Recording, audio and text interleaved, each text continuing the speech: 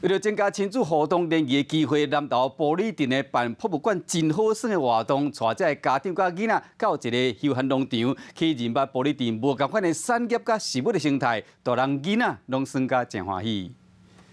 玻璃镇有真侪花草食物，就会透过导览解说方式，带家长和囡仔做伙熟悉农场花草食物的生态，来去了解咱所有的花卉的这个成长的过程，而且花卉各方面的特色吼，我想这对上好的这个户外教学啊。农场有真侪丰富的花草食物，除了带家长和囡仔做伙参观，毛引起网去片，家长讲这几活动真有教育性。不管是水果、百香果，或者是其他的昆虫的认识可以更贴切，有视觉啊、嗅觉，那甚至还有听觉，可以听到现场的那些虫鸣鸟叫声，我觉得很棒。玻璃镇有真侪特色产业和花草的生态，透过活动的体验，让亲子更熟悉故乡的环境，推广在地产业文化。